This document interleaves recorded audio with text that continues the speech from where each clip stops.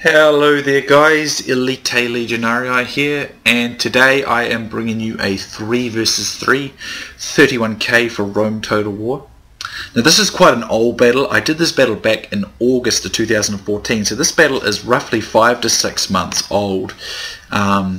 So at the time I had less knowledge of 31k, I suppose. Not to say that I was bad at it, but I do know more now. So in this battle I want to point out some of the formations I used and some of the moves I made in this battle that I could do better now. Say for instance that I know 31k better than I did back then. And it's a good way to kind of compare how you can grow, I guess, as you play, you know, and then this is a good battle for that perspective. So this is about 6 months old, so it tells you it's a while back. So I took the Greek cities in this battle, and my army consists of 3 units of Cretan archers and 17 units of Spartan hoplites, which sort of range in the sort of gold to gold attack, sort of gold bronze sort of range, I think. My allies here are Greek Seleucus, which is aka Titan's Beast. This is when Beast was sort of cavorting with the Greek clan, I suppose. Back a few months ago he used this name Seleucus for a few weeks. So this is Beast here. So yeah, Beast is in command of the Seleucid Empire. His army consists of, looks like 5 Silver Shield Legionnaires, 6 Silver Shield Legionnaires rather, 8 Silver Shield Pikemen, and 6 Cataphracts. So a pretty typical Seleucid build there. And then we have, of course, Greek Cleomenes. Cleo is taking, let's see, 6 companion cavalry as Macedon, of course, which is generally what I consider Cleo's favourite faction. Then he's got 3 units of Cretan archers, and the rest are Royal Pikemen. Our opponents are Wolves member Parker. Now Parker was a Wolves man back at this time. He's not anymore. In fact, I think he still remains clanless, but he had 4 Praetorian Cav, 4 archers, and I believe it was 12 urban cohorts. And then we had Titans member Liam, or Luke as he calls himself at the moment. Even back then, he called himself Luke, but he is Titans Liam. He has, let's see, 5 units of Praetorian cavalry. Looks like he's got 6 units of archers, and that must be 9 units of urban cohort. Obviously all the archers here are designed to counter the Seleucids. And then we have Titans member Hades, who has taken the Carthaginian faction, probably aimed at countering me. He's got, looks like 4 Balearic slingers and 16 Sacred Band. So that is the builds. Let's get started. Now what we were going to do is we're going to push in pretty aggressively and engage Carthage quickly and try and crack its flank open so that we could roll in and take out the 2 Romans pretty quickly. So in this battle you're going to see me move in relatively quickly here, and Beast is going to support me with his cataphracts, and we're going to try and destroy Hades' Carthaginian army relatively quickly as possible, and then I'm going to bring out my archers and try and tie down as many of these slingers as possible so they can't interfere. So soon you will see me move in and go for the run in here and try and take down Titans Hades with some support by Beast, so then I can roll into the flank of Luke, and I'll get a little bit of support coming in from Beast to hold it from the front here, and basically we use the cataphracts again and the Spartans to try and roll up Luke, and Cleo will hold Wolves Parker until that's done. Then we'll all combine and roll them over. Basically that is what we're going to do. That was the basic outline of the plan, if my memory serves me right. And do forgive me if my memory is a little bit off with this battle, because it did take place about 6 months ago, so I don't remember all the specific details, but that is basically what went on in this particular battle as far as memory can sort of remind me. Anyways, you can see Cleo has moved up, and I believe he's just trying to bait Wolves Parker into fighting him, and basically he will stall him, and he'll use his missile units and his cav to try and get some kills, and myself and Beast will try and destroy Carthage if possible. So we're going to move up and start getting our archers into range here. And bearing in mind, as I said, this battle was done 6 months ago, so I hadn't been playing a whole heap of 31k for that long. In fact, I've probably only been playing 31k for about 4 months. 4 or 5 months by the point I'd done this, so I'd certainly learnt quite a lot since I'd started, but I've learnt a lot more since then. So you'll probably see me make a few errors in this battle, which is going to be good to talk about, so I can kind of show you over time how you can grow and learn new things. And it's always interesting to watch yourself play when you were less experienced. Anyway, we're just sort of shooting up some of these. I'm shooting up some of these slingers here, as is Cleo, I think, is moving some men up soon. I'm going to spread my guys out a little bit more soon, because there's not really much threat of cavalry strike against them. But Hades is going to pull his slingers back, and he looks like he's sort of aware of what I might be trying to do here. So he's sort of hung back on the flank here with his sacred bands here, which he's now putting loose, probably because he doesn't want to take any unnecessary kills. They've got a very large missile force though, and this is why Beast is way back here with his pikes, because you have to remember with the Seleucid pikes, they have very small shields, very vulnerable to missile fire, especially when it's concentrated. For instance, if 4 or 5 of the archers concentrated on one of these guys, it would get ripped to pieces in just a minute or so. It would probably lose well over half its men very quickly, very easily. Anyway, I am still skirmishing away here with Hades. It's a pretty slow skirmish thus far, but with Beast Cav over here, now you do have to be a bit careful doing this with cataphracts, because you do have to watch how tired they can get, but I'm going to try and just shift around the flank here, and I'll just shunt them back a little bit here, and so that'll enable me to get some shots in, and it might enable Beast to run a few of them down if his cataphracts are fast enough. But it is a wee bit tricky to do so with cataphracts, given that they are quite slow. But nonetheless, I am getting shots off here into Hades' men, and I'm going to keep rushing in a moment, trying to drive these units back and go after these sacred band, and it might even drive back some of these archers at the same time. So that's what my guys are going here. So the attack is being led by me, as it should be, because my army is by far the most attacking capable. These two are really more of a holding force, with their missiles and cavalry providing support power to my Greeks. But I do have to be a bit careful. Oops, there's my phone. Hold a moment, guys. My apologies, guys. It's never an Elite video without the phone interrupting me. Anyway, yeah, as you can see, Beast is now looking to try and perhaps collect a few of these slingers, even if he just drives them back so that we can shoot them, although my archers are taking quite a pasting. But we're managing to shoot up some of these guys. We are a bit outnumbered in the missile duel, but even if we just take a few of their numbers out through attrition and keep their archers away from the Seleucid pikes, then we should be able to neutralise them more or less, if we can just get a few cav into them as well. Beast does need to pull back here. He's getting shot.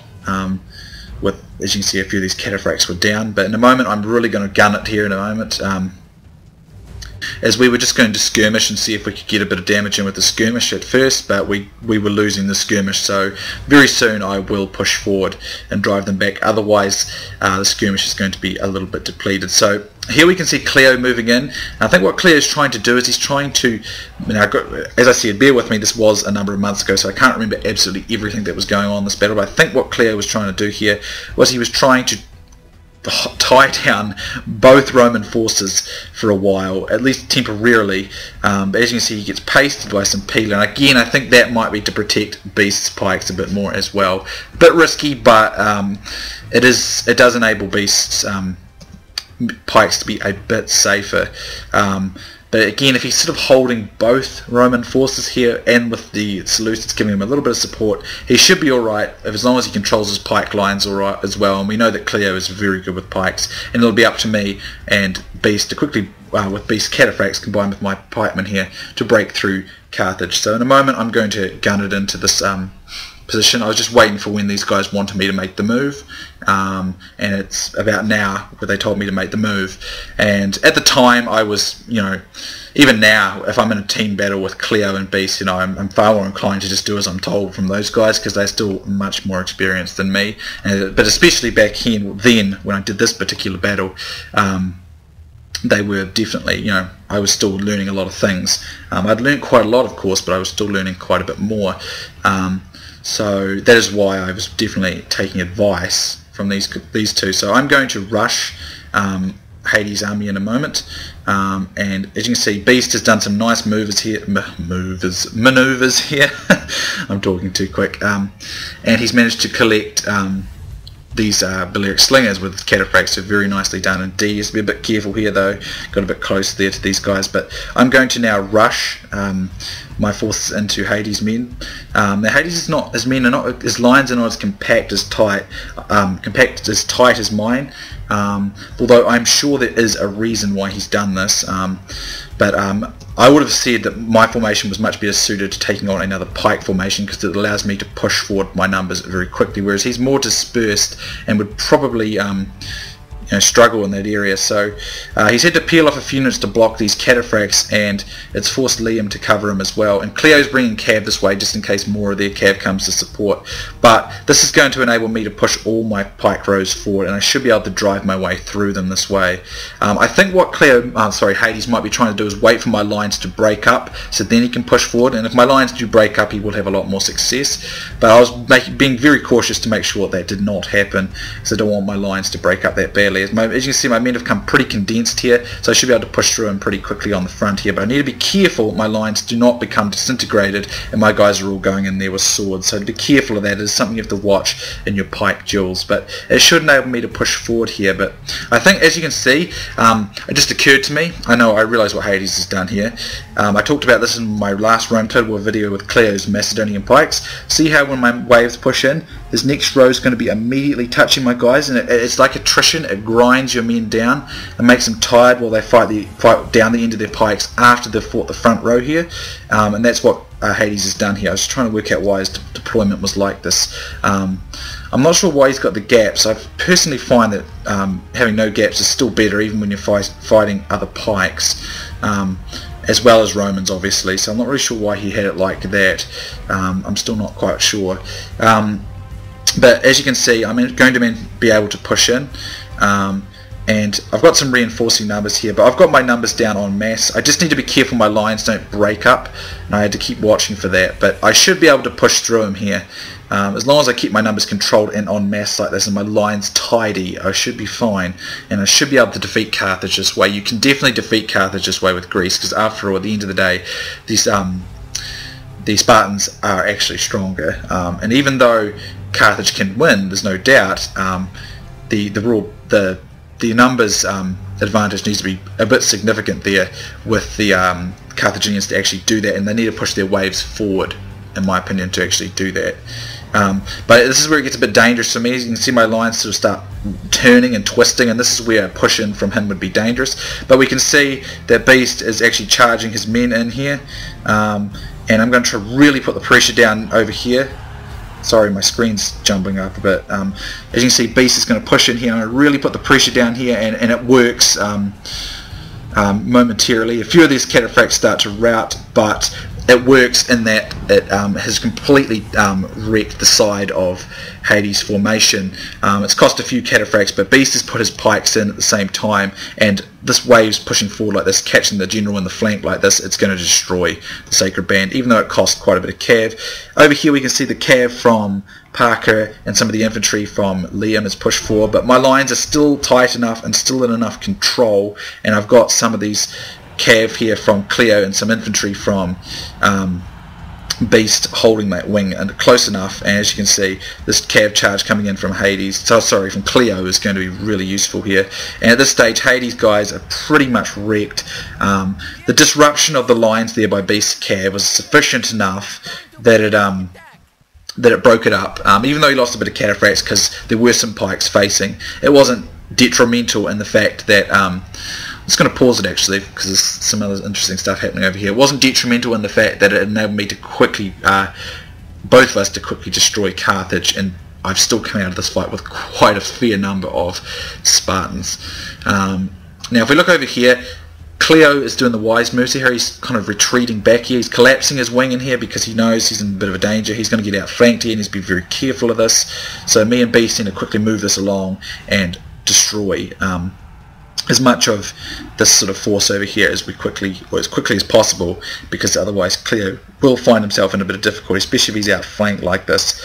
Fortunately, because Wolves Parker brought so many missile units, he doesn't have as many infantry as he otherwise normally would, which means Cleo is actually going to find it easier to hold out longer.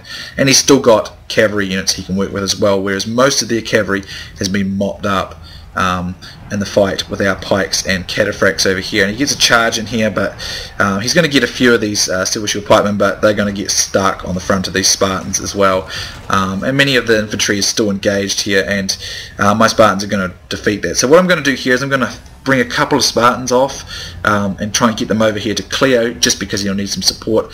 And as you can see, Beast is doing much the same with his Seleucid infantry here with his silver shield pikemen. But we've lost a lot of our cavalry at this moment, which is a nuisance because a lot of their missiles are still around, and we have to be very careful they don't start wiping out our flanks. So because my infantry is the quickest in terms of being able to run around the battlefield and it's got the best stamina, I'm going to have to try and run down these missile units. Spartans actually should be able to catch them. If you actually know Rome Total War well enough, you will find that missile units have extremely bad stamina and get tired much faster than units that are actually like Spartans that have got a whole lot more armor than them. So I'm actually going to be able to catch these guys, and these guys were not on skirmish, so I'm actually going to be able to catch them, but I do have to be careful because I probably should have split my forces up and sent half this way and half this way, because I'm going to get the crap shot out of me in the back here by these guys, but I am going to be able to mow these guys down.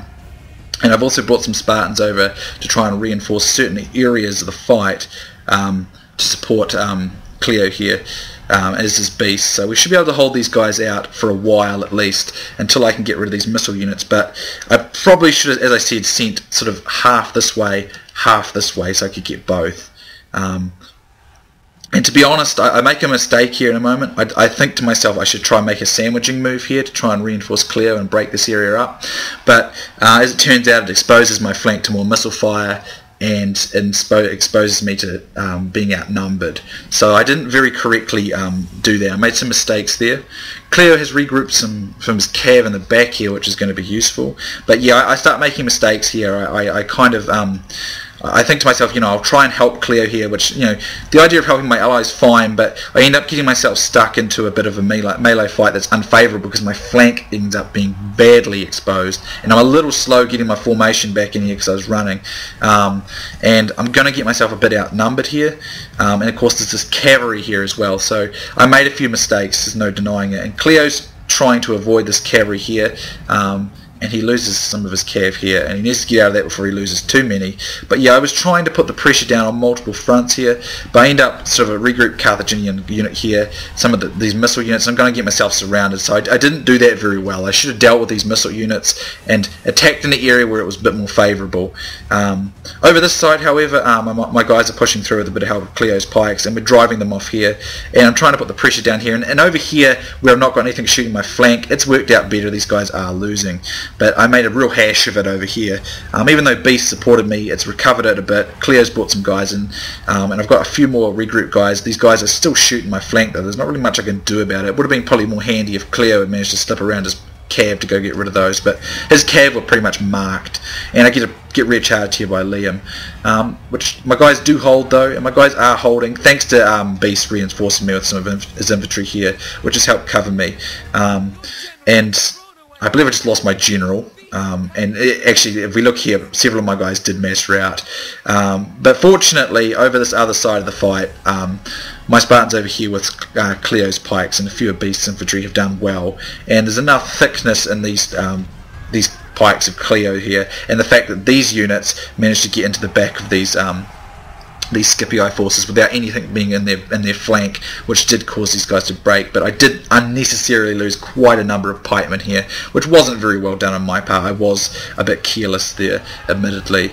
I should have dealt with these missile units better, but I was they were spreading out quite a bit. I should have done a better job on the chasing, but it kind of shows you that I was still a little bit sort of newer in my use of pikes at this time. Up until sort of those first few months in of 31k for me, I wasn't entirely sort of using pikes that frequently, as I wasn't entirely sort of sure on how best to use them, and I started using Greece first because Greece is the strongest pike faction, the easiest pike faction to use, and it was roughly around this time that I was still sort of learning the pikes.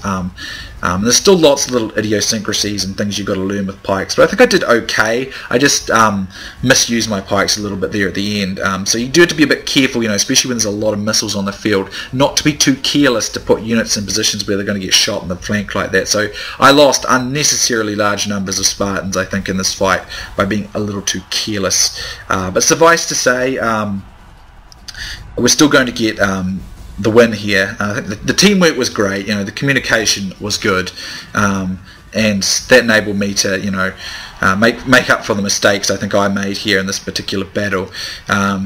And it's kind of cool for me to be able to commentate on this video so many months after I did the battle, so I can analyse what I did wrong.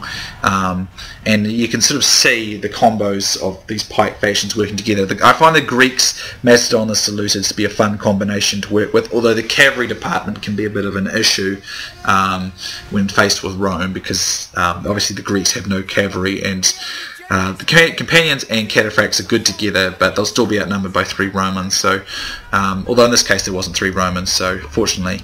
But at this stage we managed to win all the infantry battle, and I think by this point we have probably done enough. We've lasted long enough to have enough numbers left, and them having too short an amount of ammunition to be too worried about it. So I run off here to try and get rid of these missile units now, and some of these cav units, and I managed to rout a few of them here.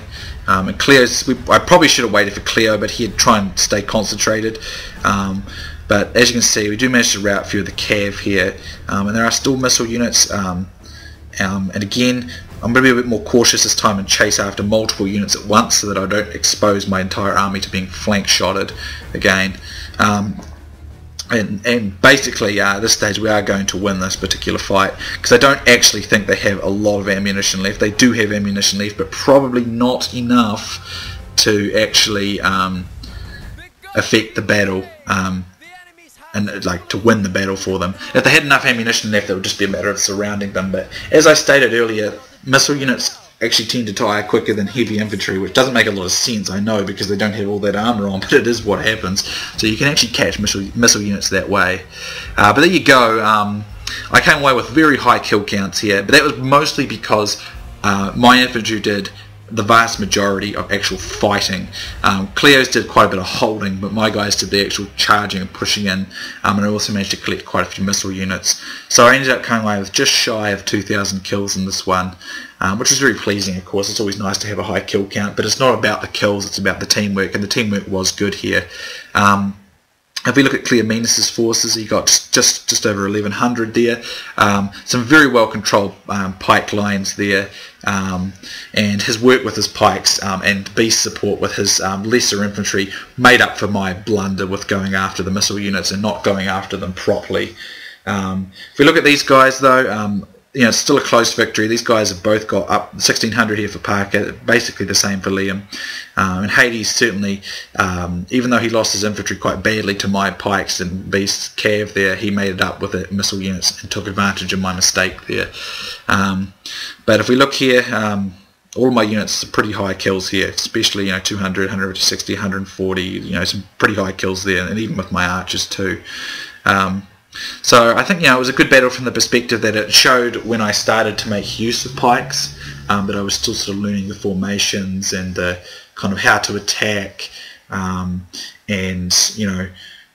how to make sure my pikes are not in bad positions and stuff, and trying to keep them focused and concentrated and no gaps and all sorts of tricks like that I was still mastering or trying to work with at the time. And you can clearly see that I made some errors in this fight, but I had good allies supporting me and helping me in this fight, and we overcame those errors, and I think we got a good win.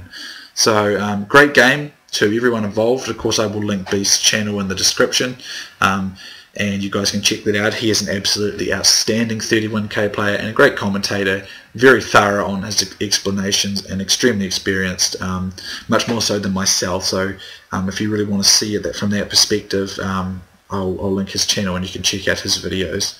So thanks for watching guys, hope you enjoyed it, and I'll see you soon next time.